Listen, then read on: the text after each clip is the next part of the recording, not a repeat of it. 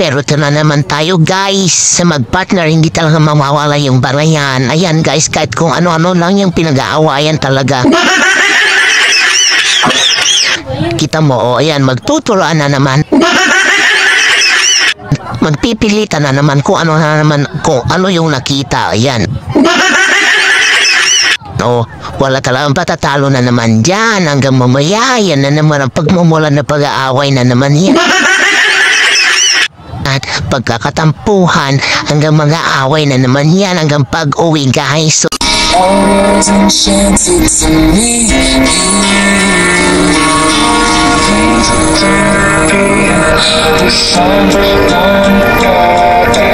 Please don't have somebody waiting on you.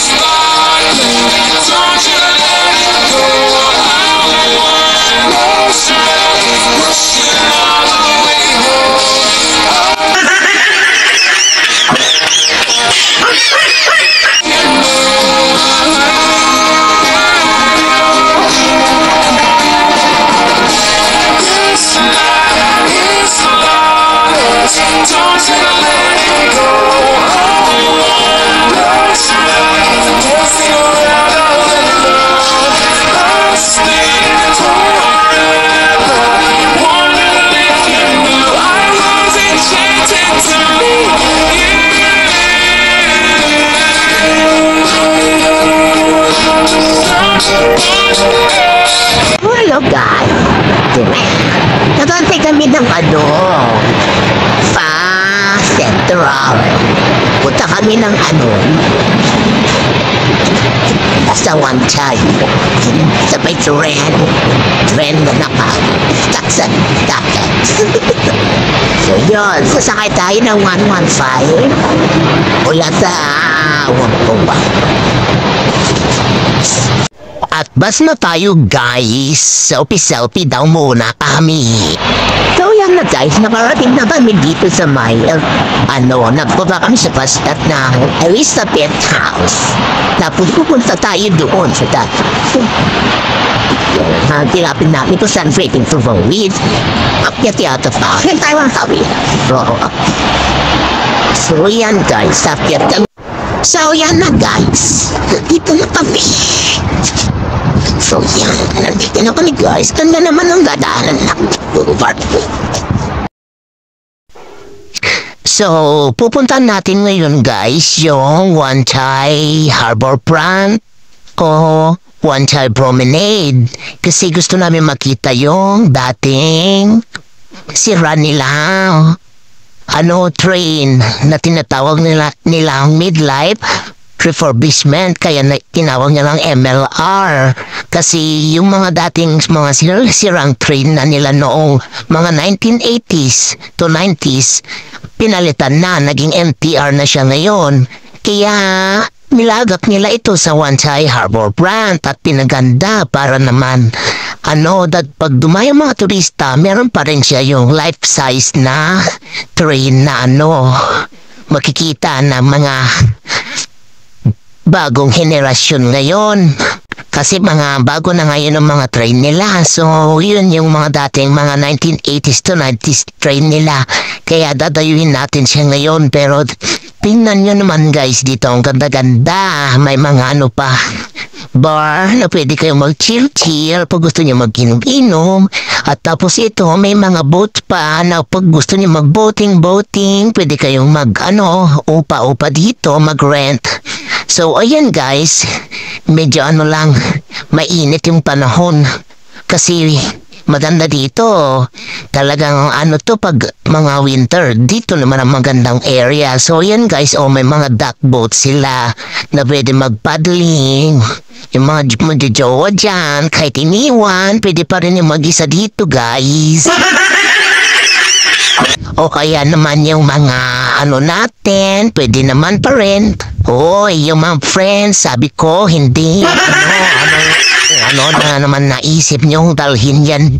Hindi pwedeng magdala ng hindi niyong mga asawa, oy. Kasi, ang luwang-luwang, makikita kayo agad. Wala kayong pagtataguan dito, guys, kaya hindi pwede magdala ng hindi ninyo asawa.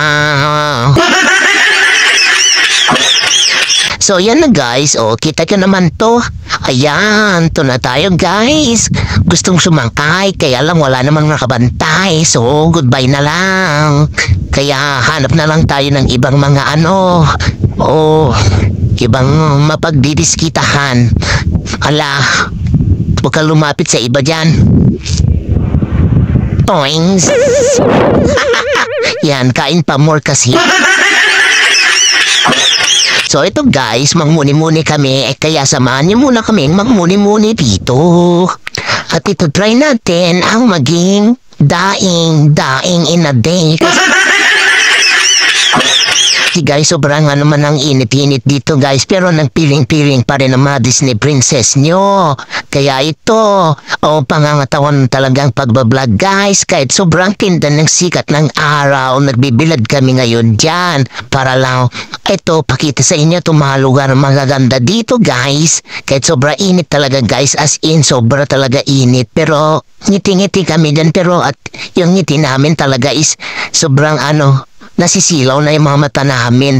At saka mga na mga skin namin sunog-sunog. Mga alas 5 na ng hapon, pero ang init pa rin dito guys. Supposed to be mga autumn na, medyo malamig na sana dapat ang simoy ng hangin, pero hindi, parang iba na yung klima ngayon guys. Ang init-init na. So yan guys, hindi mo naman ma-enjoy masyado kasi sobra init. Pero nangangapawi pa rin ng ganda pa rin niya. Kasi guys, sobrang ganda mag-stay dito kapag mga winter at saka medyo malamig-lamig.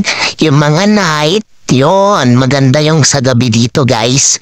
Kasi wala ng araw. Pag masikat pa kasi ang araw guys, medyo masakit sa balat, masakit sa ulo, masakit lahat.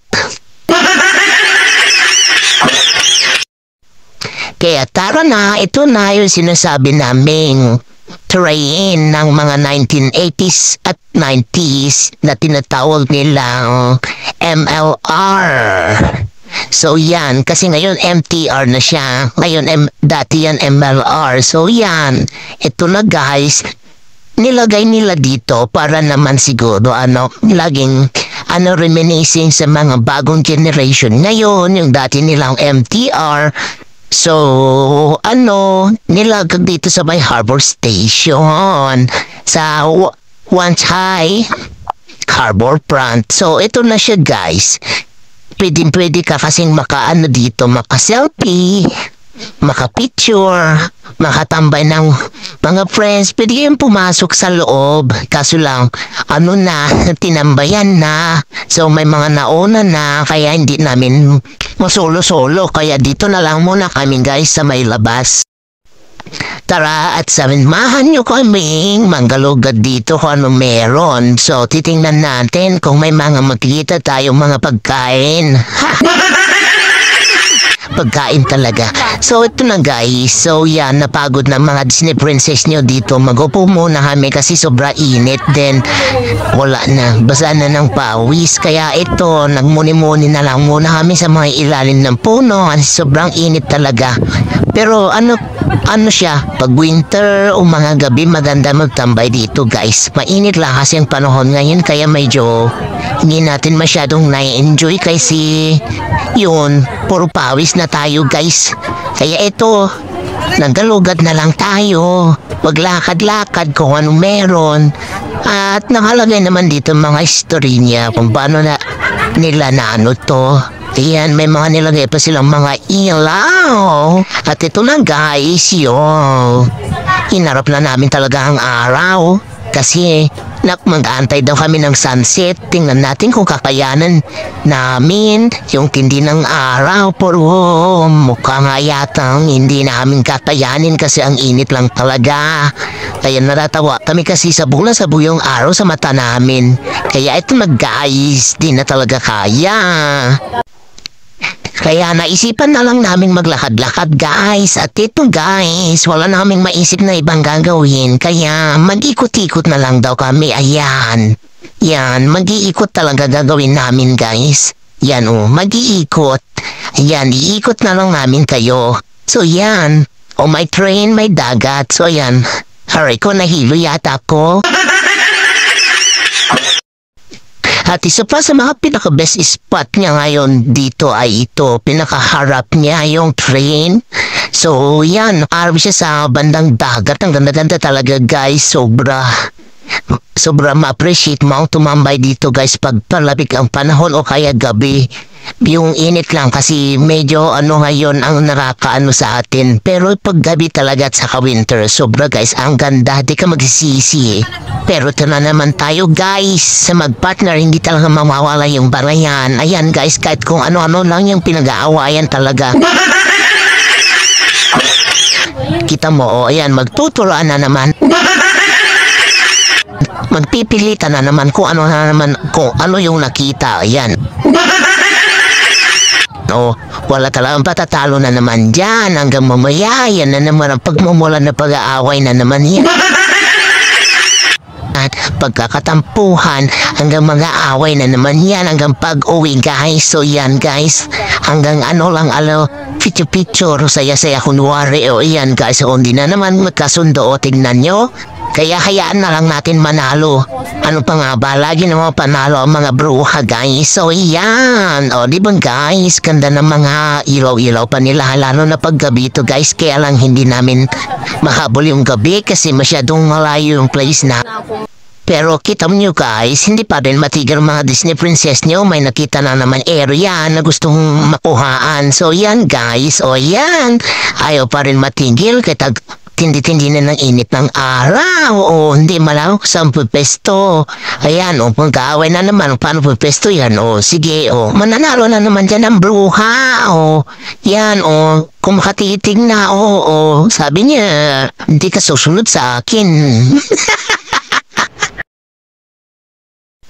At yan na guys, nagutom na at nauhaw ang mga Disney princess. Kaya yan, dumstino kami dito sa may machine na ito na parang robot. Pero actually, pwede kang bumili dyan ng pagkain mo na gamit lamang ang mga cards like Visa card. Wala pong cashier yan guys. So ikaw mismo, self-service yan. Ikaw ang bibili dyan. Basta may Alipay ka, may Visa card ka. Yun, pwedeng gamitin dyan guys. Ang dami tayo makikita dito. Meron pa ito dito. Kaya lang kasi sunod ka dito. Sobra kasing init. So yeah. Mag-trip tayo.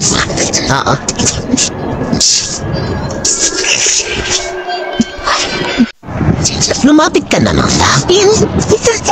Ito na lang. So guys, ayan. Pag-ilagilip natin ang mga lalaki.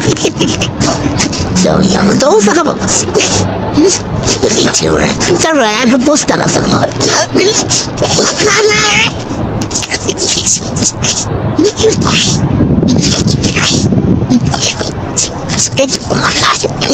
David Hardy. So yan na guys, tapos na yung pag-lamyard na nasunog ng pes. So mapababay na kami. So pero maganda dito pag winter. Maganda magsakay. Ano dito? Pwede ka na So yan guys, ganda talaga.